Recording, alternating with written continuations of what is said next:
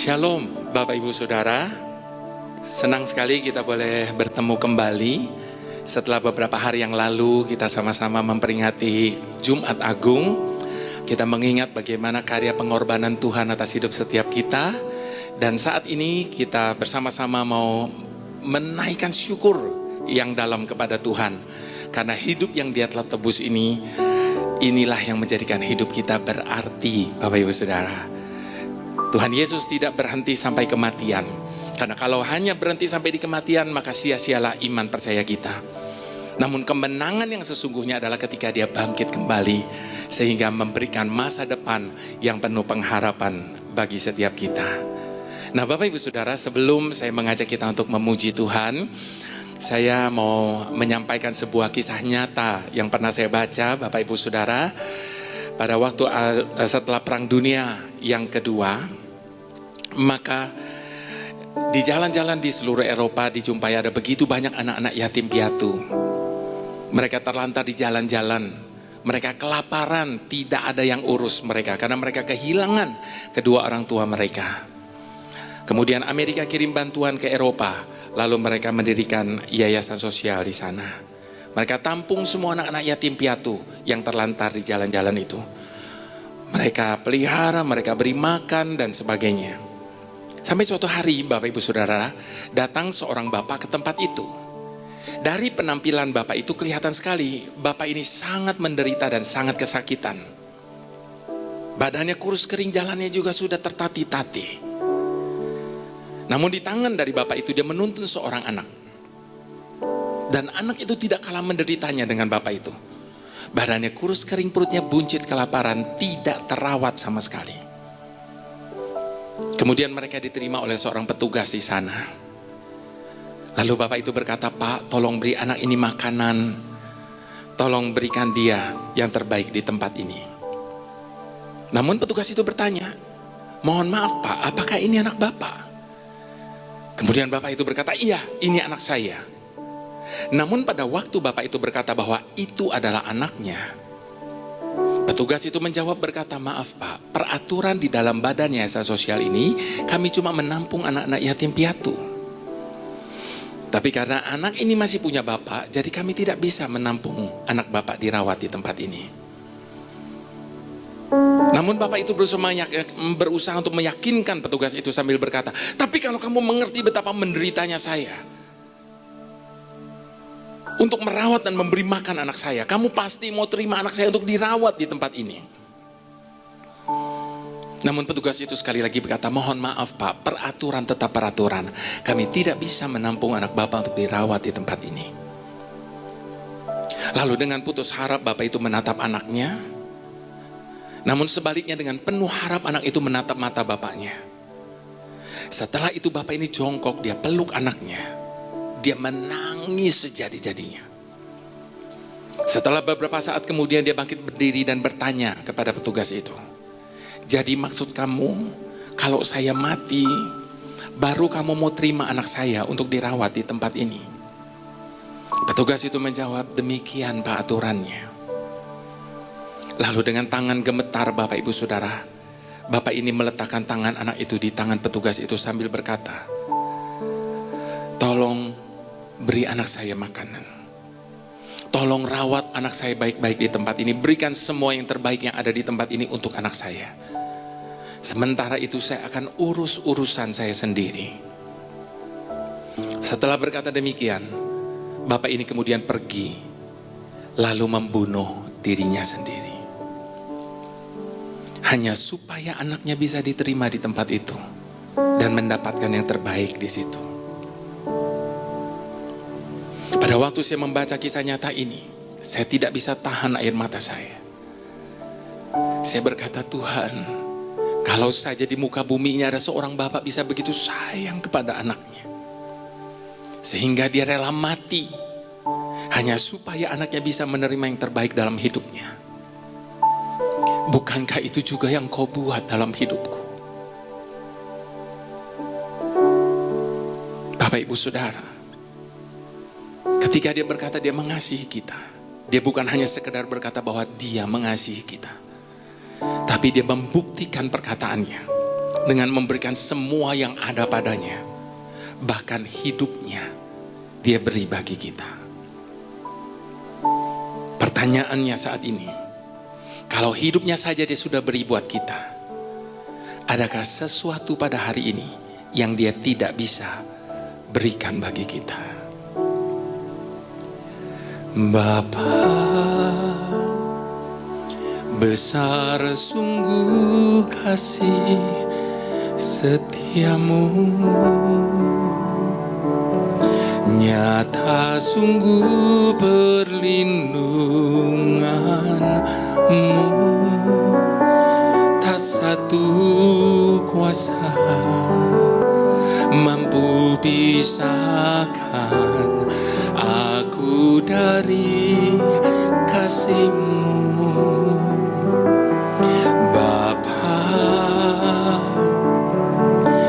ajarku selalu hormati-Mu, ajarku turut perintah-Mu, berikan ku hati untuk menyembah-Mu dan bersyukur setiap waktu. Seperti Bapa sayang anaknya, demikianlah Engkau mengasihiku. Kau jadikan biji mata-Mu, Kau berikan semua yang ada padamu. Seperti Bapa sayang anaknya, demikianlah Kau menuntun langkahku. Hari depan indah Kau beri, rancangan-Mu yang terbaik bagiku. Sama-sama katakan, seperti Bapa sayang anaknya, demikianlah Engkau mengasihiku. Kau jadikan biji mata-Mu, Kau berikan semua yang ada padamu. Seperti Bapa sayang anaknya, demikianlah Kau menuntun langkahku. Hari depan indah Kau beri, rancangan-Mu yang terbaik bagiku.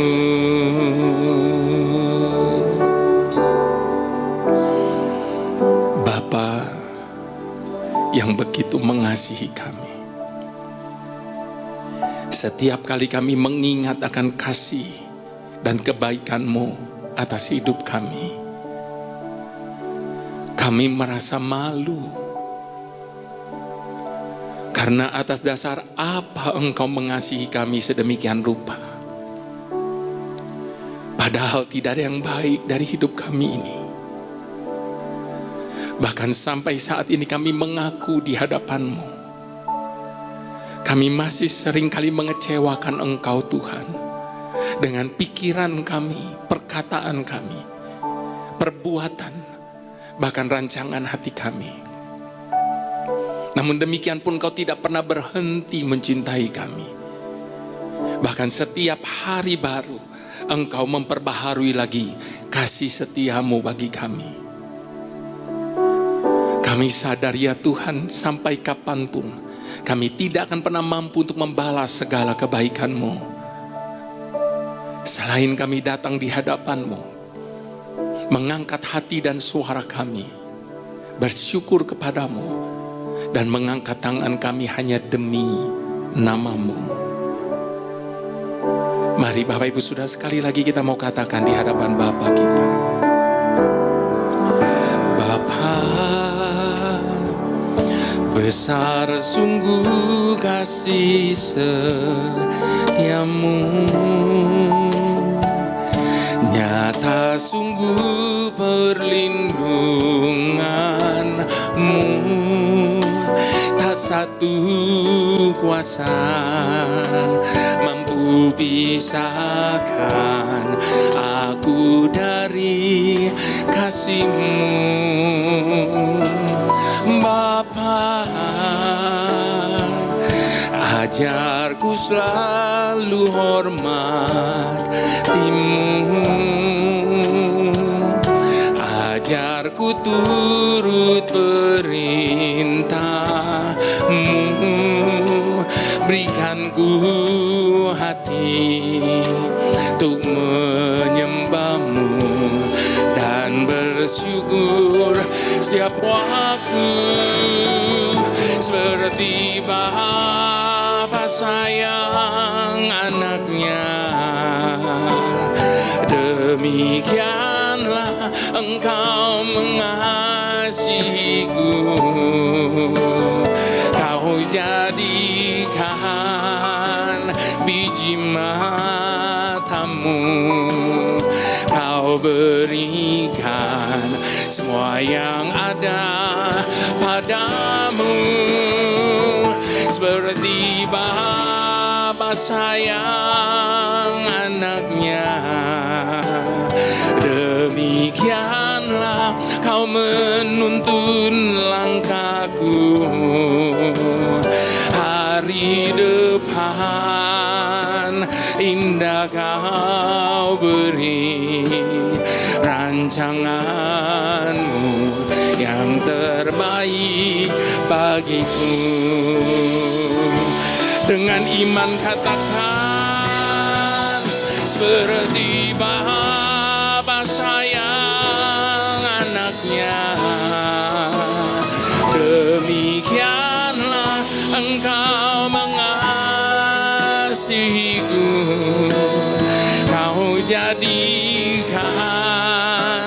biji mata-Mu, Kau berikan semua yang ada padamu, seperti Bapa sayang anaknya, demikianlah Kau menuntun langkah-langkahku. Hari depan indah Kau beri, rancangan-Mu yang terbaik bagiku. Hari depan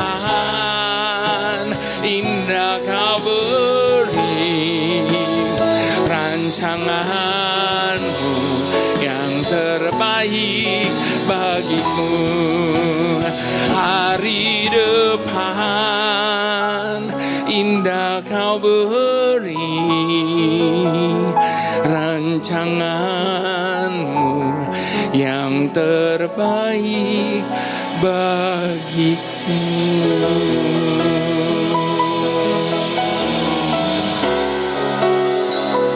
Yang terbaik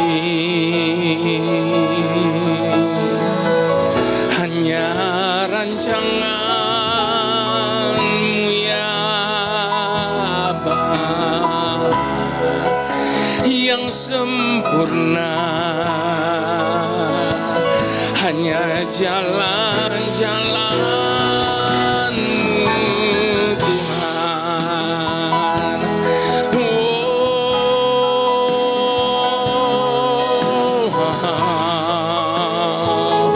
Ajar kami percaya, ajar kami berserah,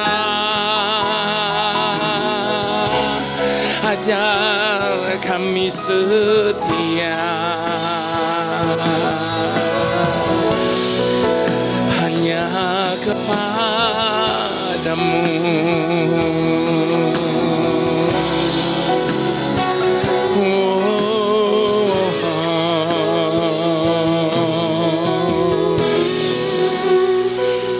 Banyaklah yang telah Kau lakukan atas hidup kami ya Tuhan.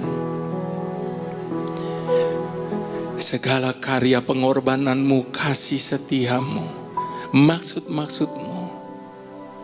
Setiap kali kami mau mengatakan dan menyatakannya, tidak pernah cukup kata-kata kami untuk mengungkapkannya. Karena terlalu besar jumlahnya untuk dihitung. Terima kasih Bapa. Terima kasih Tuhan Yesus.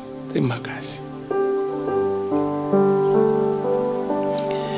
Itu sebabnya Bapak Ibu Saudara, apapun bagaimanapun keadaan kita hari ini, jangan pernah berpikir sekalipun bahwa Dia adalah Tuhan yang tidak mempedulikan kita. Kalau hari ini kita sedang merasa Dia begitu jauh, dengarlah perkataannya. 33 tahun aku mempersiapkan diri bagi karya pengorbananku untuk dunia ini. Selama 3 tahun aku menyampaikan kabar keselamatan itu. Namun dengan 30 keping perak aku dikhianati. Sepanjang 3 kilometer aku harus memikul salibku sendiri. Dengan 3 paku. Tangan dan kakiku dipakukan ke kayu salib itu. Di antara 3 salib, aku ada di antaranya. Selama 3 jam, aku meregang nyawa tergantung di kayu salib itu. Dan tepat pukul 3, aku menghembuskan nafasku. Selama 3 hari, aku ada di dalam kubur. Namun pada hari yang ketiga, aku bangkit dan maut tidak bisa menguasaiku. Dan saat ini hanya ada 3 kata yang ingin aku sampaikan kepadamu. Aku mengasihi engkau. Ku ada sebagai mana ku ada,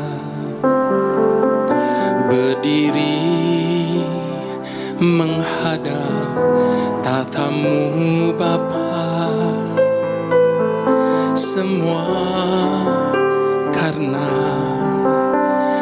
anugerah-Mu yang telah selamatkanku.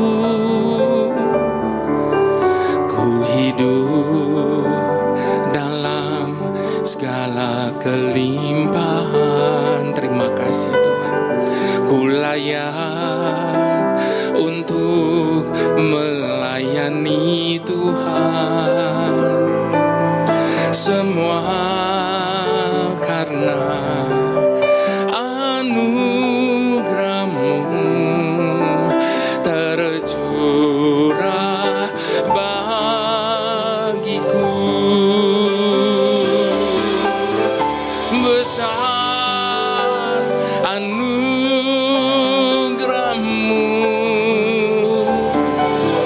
berlimpah kasih-Mu. Semakin hari semakin bertambah besar anugerah-Mu. Besar anugerahmu, berlimpah kasihmu. Semakin hari semakin bertambah besar anugerahmu.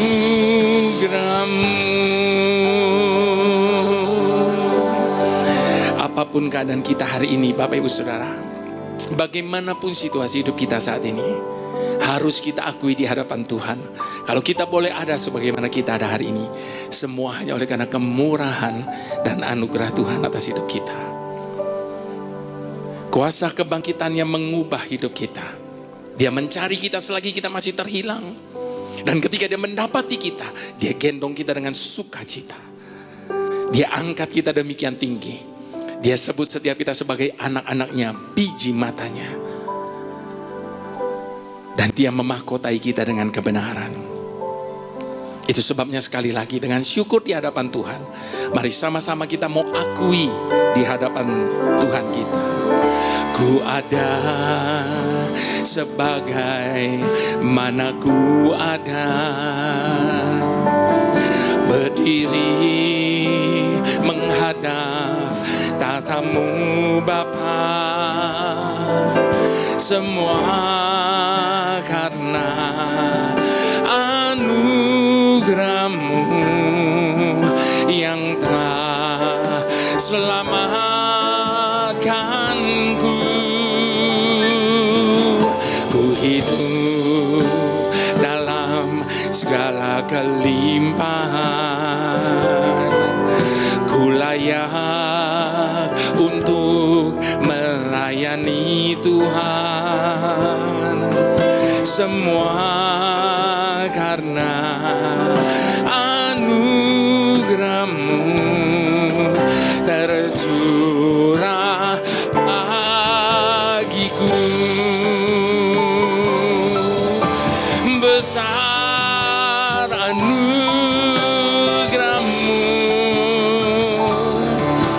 berlimpah kasihmu, semakin hari semakin bertambah besar anugerahmu. Besar.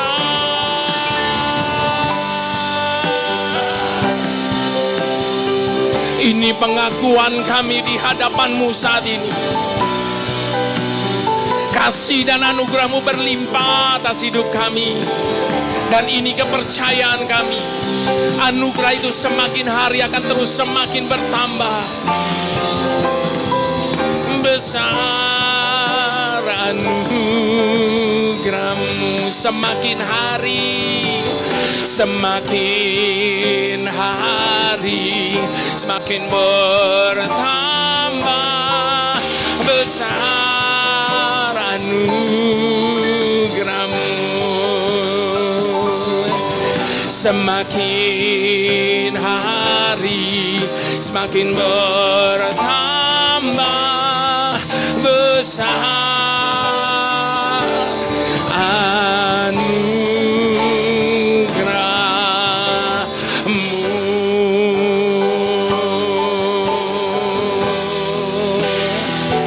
Besar anugerah-Mu, berlimpah kasih setiamu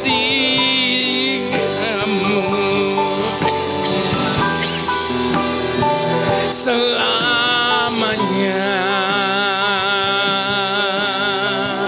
dalam hidup kami Tuhan.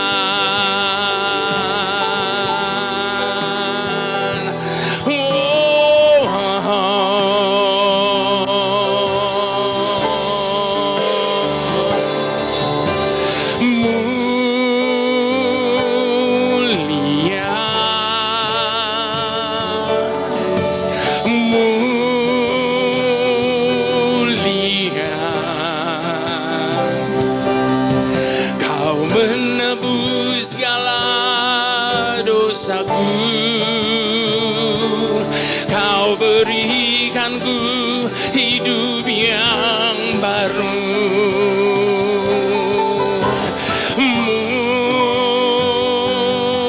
mulia, mulia.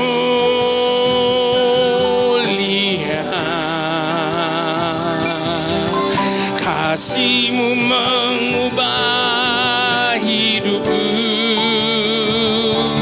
Kau berikanku kemuliaan-Mu. Mulia, mulia. Kebangkitan-Mu memberikan kami hidup yang baru. Kebangkitan-Mu mengubah segalanya. Kebangkitan-Mu memberikan kami masa depan yang penuh dengan pengharapan. Kau berikanku hidup yang baru. Mulia, mulia,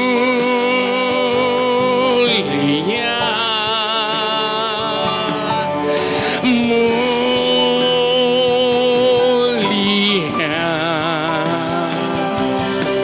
Kasih-Mu mengubah hidupku, Kau berikanku kemuliaan-Mu. Mulia,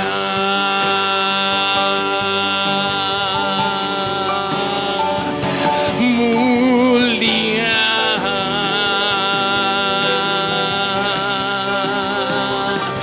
mulia.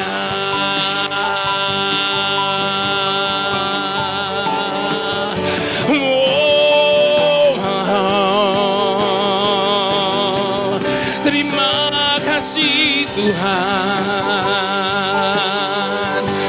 dengan kebangkitan-Mu iman kami tidak menjadi sia-sia. Dengan kebangkitan-Mu kami mempunyai hari esok yang penuh dengan pengharapan. Sebab kebangkitan-Mu memulihkan hidup kami. Kami mau tanggalkan manusia lama kami, karena setiap kami sudah ditebus dengan harga yang begitu mahal, dan harganya sudah lunas dibayar. Biarlah hidup yang Kau tebus ini boleh senantiasa menyenangkan hati-Mu Tuhan.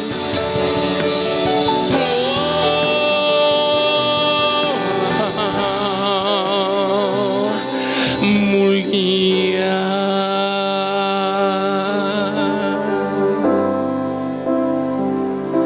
mulia.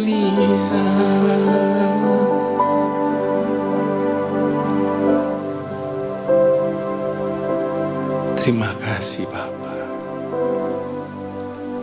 Terima kasih Tuhan Yesus. Kami ada hari ini hanya karena-Mu. Haleluya. Bapa di sorga, terima kasih buat hadirat-Mu yang luar biasa hari ini. Kami tahu Engkau hadir di tengah-tengah persekutuan kami, meskipun kami ada sebagian yang menyaksikan dari rumah, tapi kami tahu hadirat-Mu sanggup menjangkau kami pada hari ini. Hari ini hari sukacita bagi kami, karena kami tahu kami menyembah bukan Tuhan yang mati, tapi Tuhan yang sudah bangkit. Dan hari ini kami merayakan kebangkitan-Mu Tuhan, karena kami tahu lewat kebangkitan-Mu iman kami menjadi semakin luar biasa, karena kami tahu ada pengharapan di dalam Tuhan, karena Tuhan yang kami sembah bukan Tuhan yang mati, tapi Tuhan yang sudah bangkit. Karena itu lewat kebenaran firman-Mu hari ini Tuhan, kami mau belajar bersama. Tuhan sederhanakan setiap bahasa firman-Mu, sehingga semua kami boleh mengerti apa yang Tuhan mau lewat kebenaran-Mu. Urapi hamba-Mu, urapi kami semua, dan kami percaya hari ini Tuhan siap menyatakan isi hati-Mu bagi setiap kami.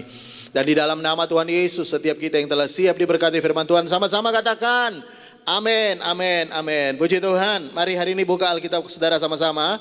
Lihat dalam Injil Matius pasal yang ke-28. Kita baca mulai ayat yang pertama sampai dengan ayat yang ke-6. Sekali lagi Injil Matius pasal 28 ayat yang pertama sampai dengan ayat yang ke-6. Firman Tuhan berkata begini. Setelah hari Sabat lewat, menjelang menyingsingnya fajar pada hari pertama minggu itu, pergilah Maria Magdalena dan Maria yang lain menengok kubur itu.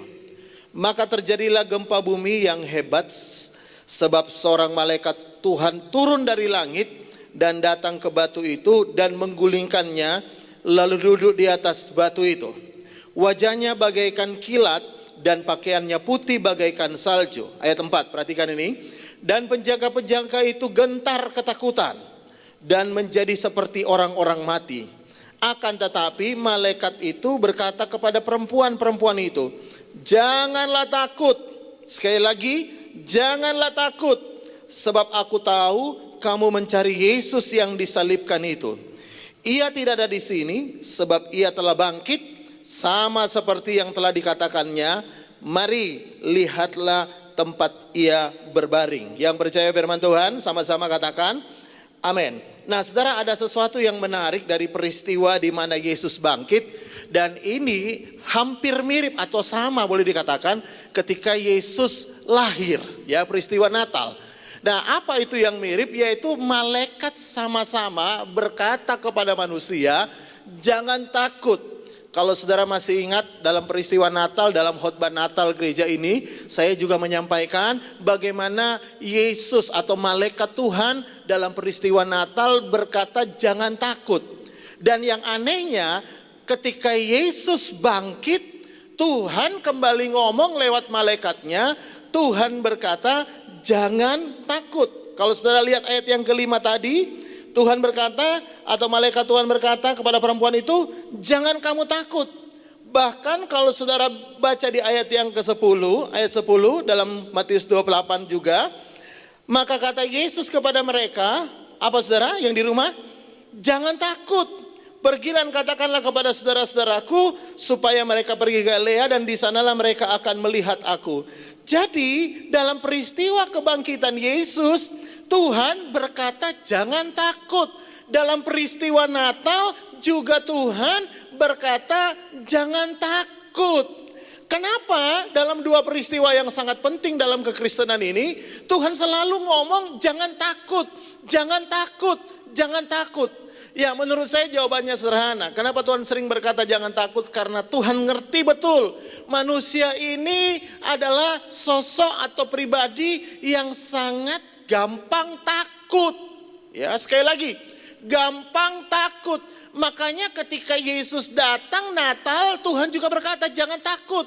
Ketika Yesus bangkit, Tuhan juga berkata jangan takut. Seolah-olah Tuhan mau berkata begini, dari lahirnya Yesus sampai kepada kebangkitannya, Yesus pengen setiap orang yang percaya kepadanya tidak boleh hidup dalam ketakutan.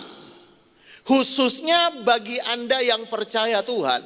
Kenapa? Karena kalau saudara baca tadi di ayat yang keempat, ayat 4 penjaga-penjaga itu sebenarnya juga ketakutan, ya.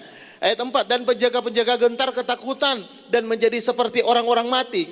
Tapi di ayat 5, Tuhan tidak berkata kepada penjaga yang ketakutan, tapi Tuhan justru berkata kepada perempuan-perempuan yang datang mencari Yesus.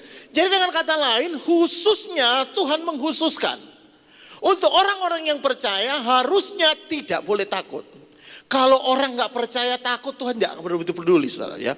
Kalau saudara tadi baca, tapi khususnya bagi orang yang percaya di hari kebangkitan ini beritanya sama dengan hari Natal. Jangan takut. Saya bisa dengan kata amin? Karena itu hari ini sekali lagi ya, di hari di mana kita merayakan kebangkitan Tuhan, saya berdoa setiap orang yang mendengarkan khotbah ini mulai mengerti satu hal. Tuhan tidak pengen engkau hidup dalam ketakutan. Nah masalahnya adalah begini, apa sih yang menyebabkan orang Kristen, orang percaya loh, bukan orang luar. Saya hari ini khotbah khusus untuk orang yang percaya, ya. Apa sih yang menyebabkan khususnya orang-orang percaya itu hidup dalam ketakutan? Kalau saudara baca dalam peristiwa yang sama, tapi dalam kisah yang sama, tapi di dalam ayat yang berbeda, ya. Kisah ini juga dicatat di dalam Yohanes pasal 20. Lihat ayat yang pertama dulu sampai dengan ayat yang kedua. Saya mau tunjukkan apa sih penyebabnya kita hidup dalam ketakutan, ya. Kalau saudara baca Yohanes 20 ayat pertama dan kedua, firman Tuhan berkata begini. Ini kisahnya sama. Pada hari pertama minggu itu, pagi-pagi benar ketika hari masih gelap, pergilah Maria Magdalena ke kubur itu dan ia melihat bahwa batu telah diambil dari kubur. Ia berlari-lari mendapatkan Simon Petrus dan murid yang lain yang dikasihi Yesus dan berkata kepada mereka, Tuhan telah diambil orang dari kuburnya dan kami tidak tahu di mana ia diletakkan. Nah, sekali lagi ini kisah yang sama, peristiwa yang sama tapi diambil dari ayat yang berbeda. Apa sih yang menyebabkan orang itu takut? Nah, mungkin Anda menjawab, oh Pak, saya takut karena saya nggak punya duit hari ini. Pak, saya takut Pak karena pekerjaan saya sepi hari ini. Pak, saya takut Pak karena saya sakit hari ini. Pak, saya takut karena saya ada masalah hari ini. Sebenarnya itu bukan inti masalahnya. Kalau saudara mengerti, sebenarnya kenapa sih orang itu menjadi takut? Karena begini, ya. Lihat, ketika perempuan-perempuan itu datang ke kubur Yesus, ya, mereka lihat batu itu terbuka. Dengarkan ini, mereka langsung mengambil kesimpulan bahwa mayat Tuhan Yesus itu sudah diambil orang. Padahal mereka cuma lihat batu yang terbuka, ya. Mereka bahkan belum masuk. Kalau saudara baca ayat ini, nanti setelah itu baru mereka masuk, lihat. Mereka baru lihat batu terbuka, mereka langsung ngambil kesimpulan bahwa mayat Tuhan itu diambil orang. Nah, menurut saya yang pertama begini, ya. Kenapa orang Kristen hidup dalam ketakutan padahal di hari kebangkitan itu Tuhan berkata, jangan takut. Karena begini, kita ini selalu mengambil kesimpulan dari sesuatu yang hanya sedikit yang kita tahu. Dia cuma lihat batu, tapi mereka sudah mengambil kesimpulan. Wah, ini pasti ini mayatnya dicuri orang. Wah, ini pasti karena lihat batunya terbuka. Waduh, pasti mayat Yesus dicuri orang. Dan saya mau beritahu kepada saudara, penyebab utama yang pertama orang menjadi takut adalah begini. Kita selalu mengambil kesimpulan dari sesuatu yang sedikit saja informasinya kita tahu. Karena itu begini saudara ya, saya kasih contoh sederhana ya. Anda mungkin baru dapat informasi sedikit dari keadaanmu. Tapi kita udah membayangkan terlalu jauh melampaui dari informasi yang sedikit yang kita tahu. Memang saya tahu manusia ini adalah manusia yang sangat kreatif ya. Kadang-kadang kita suka bermain film dan kita jadi sutradaranya dari pikiran kita sendiri, dari informasi yang sedikit yang kita dapat. Ya, kita baru tahu, contoh misalnya, kita baru batuk dikit, aduh, jangan-jangan saya COVID. Loh, Anda baru dapat informasinya Anda batuk, tapi Anda udah berpikir jauh. Ya, ketika Anda demam, Anda flu, Anda udah berpikir, aduh, jangan-jangan saya COVID. Padahal Anda cuma dapat informasinya hari ini sedikit. Anda belum periksa lab, Anda belum di swab, tapi Anda sudah memvonis sesuatu yang sedikit informasi yang Anda tahu. Dan saya mau beritahu, Tuhan itu luar biasanya begini saudara ya. Dia tidak pernah memberitahu kepada kita untuk semua yang ingin kita tahu. Dia memberitahu kita sedikit. Nah, ketika dia memberitahu kita sedikit, masalah terbesar kita adalah kita terlalu kreatif. Ya. Anda belum tahu apa yang akan terjadi besok. Jadi nggak usah terlalu kreatif ministry. Bahasa saya begitu ya. Mikir terlalu jauh ya. Anda punya informasi tentang besok itu terlalu sedikit. Karena Anda nggak pernah tahu apa yang akan terjadi besok. Karena itu hari ini Tuhan pengen Anda nggak hidup dalam ketakutan. Tuhan pengen begini, Anda nggak usah terlalu mikir, terlalu kreatif ke depan. Makanya Tuhan pernah ngomong begini, kesusahan sehari cukuplah untuk sehari. Kita kesusahan 3 tahun dipikirin sehari. Makanya orang kayak ketakutan. Tuhan bilang kesusahan sehari cukuplah sehari. Informasi yang kau dapat hari ini sehari ya sudah cukup sehari. Itu aja yang kau pikirkan. Gak perlu mikir 3 tahun, 4 tahun, 5 tahun. Semakin jauh engkau berpikir, semakin takut engkau lihat keadaan hari ini. Karena itu hari ini saya mau beritahu ya, sama Tuhan berkata, jangan takut. Nah, kenapa sih kita sering takut? Karena kita sudah berpikir terlalu jauh ke depan. Padahal kita belum mengerti apa yang akan terjadi besok. Manusia ini punya kecenderungan berpikir negatif daripada berpikir positif. Karena itu saya mau tunjukkan begini saudara ya. Anda nggak tahu akan apa yang akan terjadi besok. Berpikirlah positif ya. Anda belum tahu, jangan cepat-cepat ambil kesimpulan.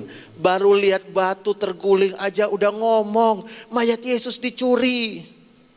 Aduh, mayat Yesus diambil orang. Baru lihat batu, belum masuk loh. Baru lihat batu, udah ambil kesimpulan. Hari ini apa yang kau simpulkan tentang hidupmu?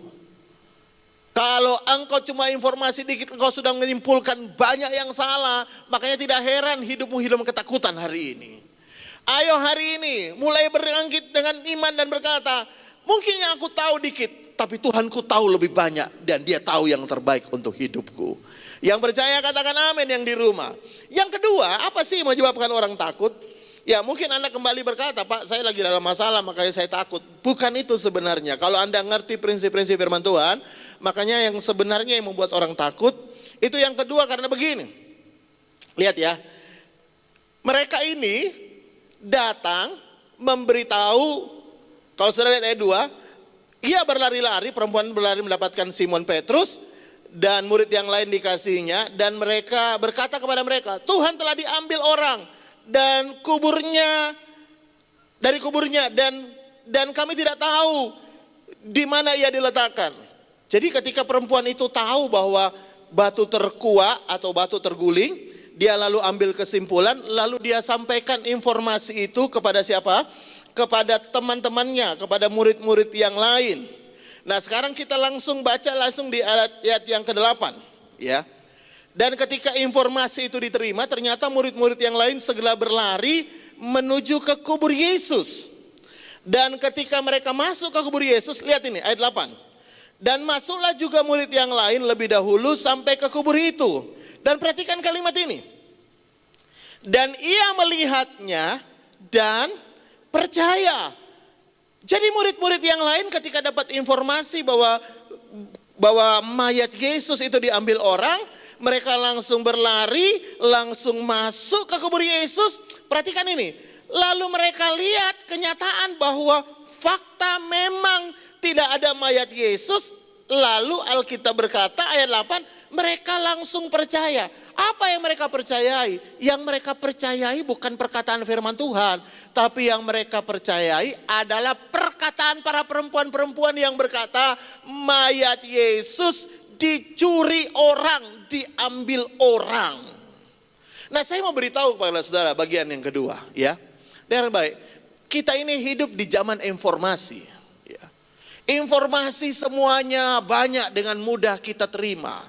Kita mau cari informasi apapun, ya, kita bisa dengan gampang terima, mencarinya atau melihat di sosial media, di YouTube ataupun di bagian manapun di internet. Ya, kita akan gampang sekali mendapatkan informasi.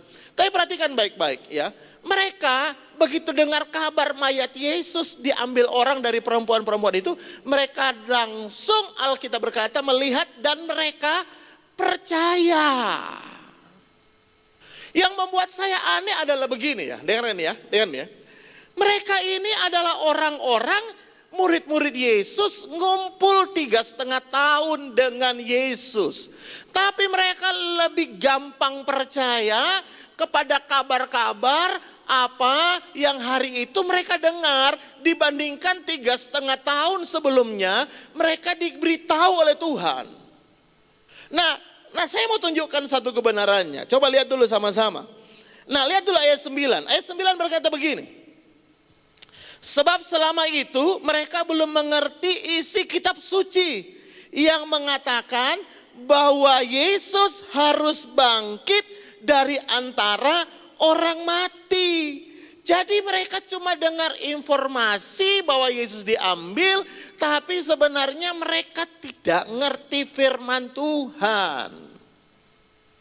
Loh, saya mau tunjukkan satu kebenaran ini ya. Kalau saudara tahu, sebelum Yesus mati, Yesus itu udah banyak kali ngomong bahwa dia akan menderita, mati, lalu bangkit. Nah, saya mau tunjukkan dulu ayatnya biar saudara bisa mengerti, ya. Lihat dalam Matius 16 ayat 21. Injil Matius 16 ayat 21, ya, firman Tuhan berkata begini. Sejak waktu itu Yesus mulai mengatakan kepada murid-muridnya bahwa ia harus pergi ke Yerusalem dan menanggung banyak penderitaan dari para tua-tua, imam-imam kepala dan ahli-ahli Taurat. Perhatikan kalimat selanjutnya. Lalu dibunuh dan dibangkitkan pada hari ketiga. Jadi Yesus sudah bolak-balik ngomong kepada mereka bahwa sebenarnya Yesus akan mati dan bangkit di hari yang ketiga. Nah, coba lihat lagi dalam Matius 17 ayat 22. Saya mau tunjukkan lagi. Lihat Matius 17 ayat 22. Tadi Matius 16, sekarang lihat Matius 17. Pada waktu Yesus dan murid-muridnya bersama-sama di Galilea, ia berkata kepada mereka, Anak manusia akan diserahkan ke dalam tangan manusia, dan mereka akan membunuh dia, dan pada hari ketiga ia akan dibangkitkan. Maka hati murid-muridnya itu pun sedih sekali. Jadi Yesus itu sebelumnya sudah bolak-balik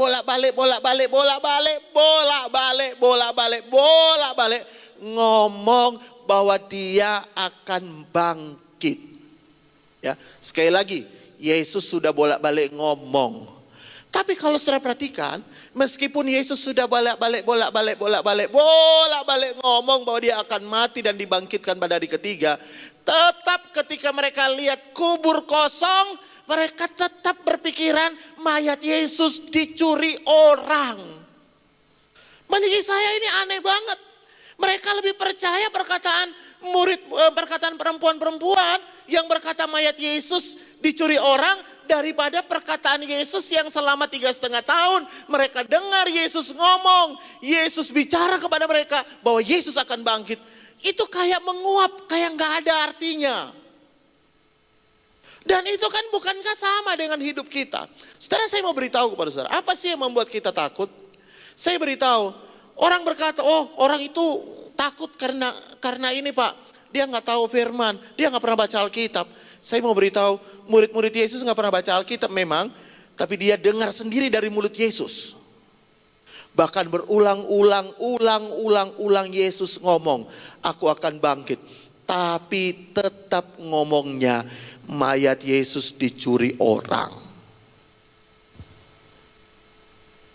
Saya termasuk hamba Tuhan yang suka khotbah dengan cara yang sederhana. Ya, ketika kita bicara hal-hal sederhana firman Tuhan, banyak orang berkata, alah saya udah tahu itu apa yang disampaikan. Alah aku udah ngerti itu, nanti apa yang mau disampaikan, aku udah ngerti. Ayatnya aku udah tahu kok.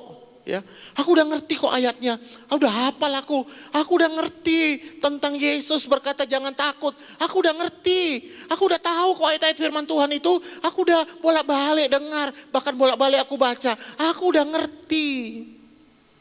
Saya mau beritahu, emangnya kalau Anda bolak-balik dengar, bolak-balik ngerti, apa itu jaminan bahwa Anda gak akan hidup dalam ketakutan?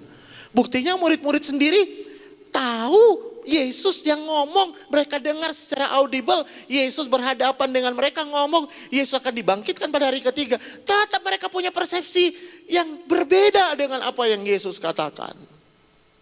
Kenapa saudara? Karena intinya adalah begini, ya. Makanya tadi di ayat yang ke-9, Yohanes 20, Tuhan berkata, mereka tidak ngerti firman.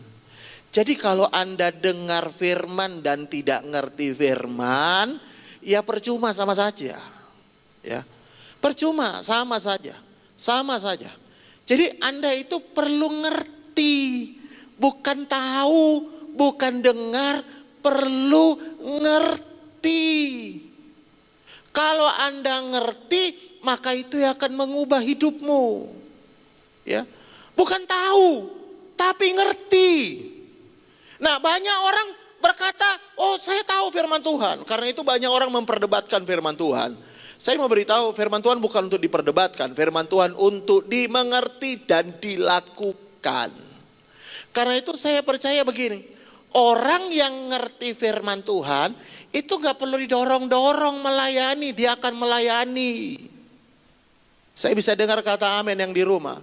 Orang kalau ngerti firman Tuhan gak perlu dorong-dorong memberi, dia akan memberi. Kenapa? Karena dia ngerti firman. Kok gak ada yang amin yang bagian ini? Bisa bilang amin? Kalau ngerti, bukan tahu. Hari ini banyak orang tahu, makanya orang lebih suka berdebat daripada melakukan. Kenapa? Karena orang yang tahu lebih suka berdebat, orang yang ngerti lebih suka melakukan apa yang dia ngerti. Saya bisa dengar amin yang di rumah. Makanya saya beritahu, bukan seberapa banyak yang Anda tahu, tapi seberapa banyak yang Anda mengerti. Seberapa banyak yang Anda hafal dari ayat, bukan. Tapi seberapa banyak apa yang Anda mengerti. Makanya jelas sekali di ayat 9 tadi, Yohanes 20. Alkitab berkata, murid-murid pada waktu itu tidak mengerti. Kalau saudara mengerti firman Tuhan hari ini, apapun yang menjadi kesusahanmu, masalahmu, engkau tidak takut karena engkau ngerti kebenaran firman Tuhan. Kebenaran apa? Kebenaran Tuhan tidak tinggalkan engkau. Kebenaran Yesus sudah bangkit. Kebenaran bahwa Yesus yang kita sembah bukan Yesus yang mati. Dia Tuhan yang luar biasa. Nah, karena itu hari ini dengarkan baik-baik ya. Ya. Kalau engkau yakin Yesus bangkit, berarti imanmu tidak akan sia-sia. Percayamu tidak sia-sia. Karena itu hari ini apa yang Anda dengar? Apakah Anda mendengar perkataan wanita mayat itu dicuri? Atau Anda berkata, oh enggak kok. Kenyataannya memang seolah-olah mayat dicuri. Tapi saya tahu, saya ngerti firman. Mayatnya enggak dicuri. Yesus itu sudah bangkit. Kenyataannya hari ini, Pak, kenyataan saya lagi dalam masalah. Oh, itu kenyataan memang. Tapi engkau ngerti firman dan engkau berkata, semua persoalanku pasti ada jalan keluarnya. Tuhan pasti berikan jalan keluar yang terbaik untuk hidupku. Kenyataan mungkin hari ini, Pak, saya lagi sakit, Pak. Ya, saya tahu kenyataannya seperti itu. Tapi engkau harus mengerti firman Tuhan bahwa oleh bilur-bilur Yesus Tuhan bisa menyembuhkan engkau. Bahwa oleh kuasa Tuhan tidak ada yang mustahil bagi Tuhan. Anda mesti ngerti betul firman Tuhan. Bahwa di dalam Dia ada kebangkitan. Bahwa Yesus yang Anda sembah itu bukan Yesus yang mati. Yesus yang bangkit. Karena itu peristiwa kebangkitan ini Yesus berkata, jangan takut. Dan saya mau bacakan Anda sebagai ayat yang terakhir. Lihat sama-sama. Dalam 1 Korintus 15 ayat yang ke-14. Saya mau tunjukkan satu kebenaran ini di bagian yang terakhir, bahwa kebangkitan Yesus itu sangat penting untuk setiap kita. Kenapa? Lihat ayat 14 dari 1 Korintus 15. Firman Tuhan berkata begini, tetapi andai kata Kristus tidak dibangkitkan, maka sia-sialah pemberitaan kami dan sia-sialah juga apa? Kepercayaanmu.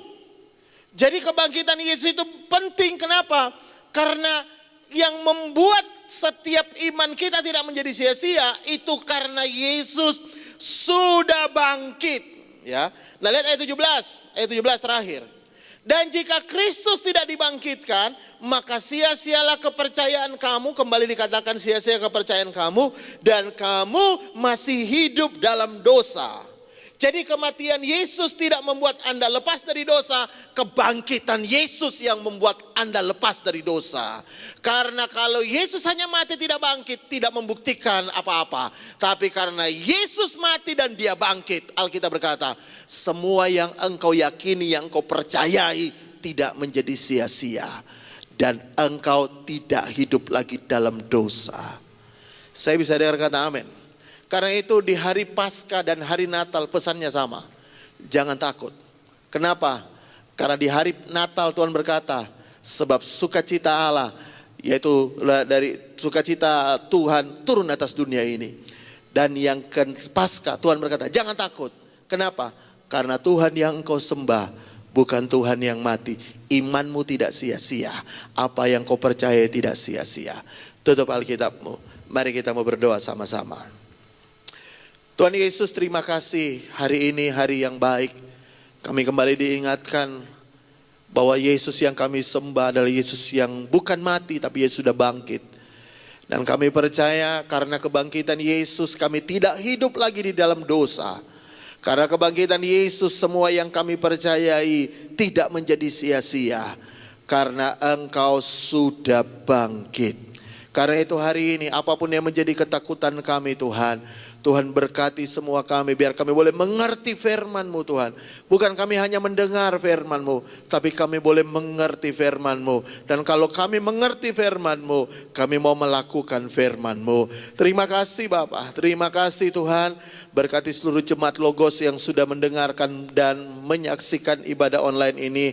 Bahkan beberapa teman-teman kami yang lain juga yang sudah ikut mendengarkan ibadah online ini, mengikuti ibadah online. Tuhan memberkati mereka. Terima kasih Tuhan. Sekali lagi, Yesus yang kami sembah bukan Yesus yang mati, tapi Yesus yang sudah bangkit. Mari buka tanganmu sama-sama. Kita siap terima berkat Tuhan dan aminkan dengan imanmu kalau engkau percaya setiap perkataan firman Tuhan ini. Di dalam nama Tuhan Yesus kami percaya terjadi. Tuhan memberkati engkau dan melindungi engkau. Tuhan menyinari engkau dengan wajahnya dan memberikan engkau kasih karunia. Tuhan menghadapkan engkau dengan wajahnya dan memberikan engkau damai sejahtera. Dalam nama Tuhan Yesus, setiap kita yang percaya terima berkat dari Allah Bapa, cinta dan kasih sayang Tuhan kita Yesus, persekutuan indah dengan Roh Kudus menyertai kita sampai Maranatha. Dia menjemput kita di awan-awan. Dan yang percaya sekali lagi sama-sama katakan, amin, amin, amin, amin, amin. Puji Tuhan, ibadah online kita sudah selesai. Jangan lupa bagi Bapak Ibu Saudara sekalian yang belum subscribe, mari subscribe dan supaya Anda bisa terhubung dan Anda terus bisa diberkati lewat ibadah-ibadah online Gereja Logos ini. Sampai ketemu di ibadah online berikutnya. Tuhan Yesus memberkati kita semua.